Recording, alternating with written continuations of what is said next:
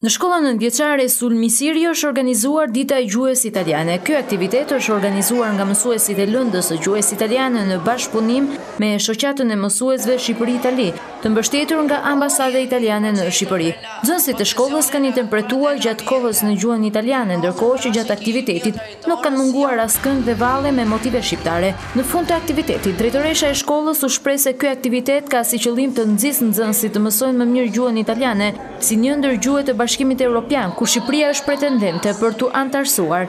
Ky aktivitet ka vlerat e veta mësimore, siç është realizimi i programës, përvetësimi i njohurive nga nxënësit, integrimi i kësaj lënde me lëndët e tjera si gjeografia, historia, edukimi muzikor, edukimi figurativ, për të njohur më mirë veçoritë e pozitës gjeografike, kulturën, artin, traditat e Italisë si shtet fqinj që e ka Shqipëria, njëkohësisht për të mësuar dhe për të goshetuar me traditat, me kulturën, me gjuhën e Shqipërisë atë dhe oton të dashur.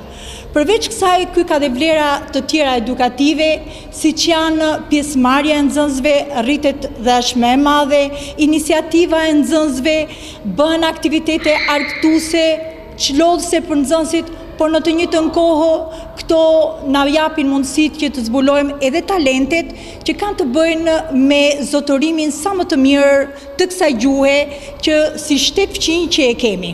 Ndërkohë, përfaqësuesi i shoqatës së mësuesve të gjuhës italiane Shqipëri-Itali, Armand Çakalli, u shpreh se ky aktivitet do të shtrihet më gjerë.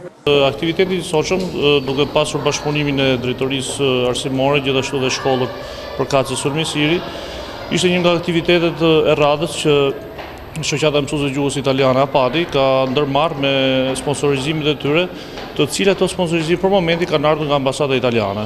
Ishte një nga 7 projektet që janë prezantuar në të gjithë Shqipërinë, Korçë, Tiranë, Durrës dhe disa qytete të tjera. Një aktivitet shumë i këndshëm, të cilin do të kam ngelur i befasuar nga organizimi, duke falendëruar mësuesin përkatës dhe drejtorinë e shkollës. Shpresoj që gjatë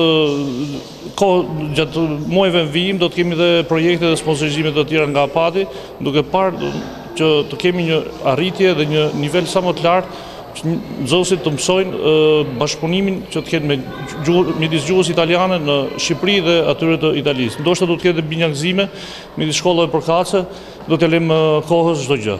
Gjatë interpretimit, nxënësit kanë shfaqur aftësi të larta të përdorimit të gjuhës italiane, çka tregon interesin e tyre për të mësuar këtë gjuhë.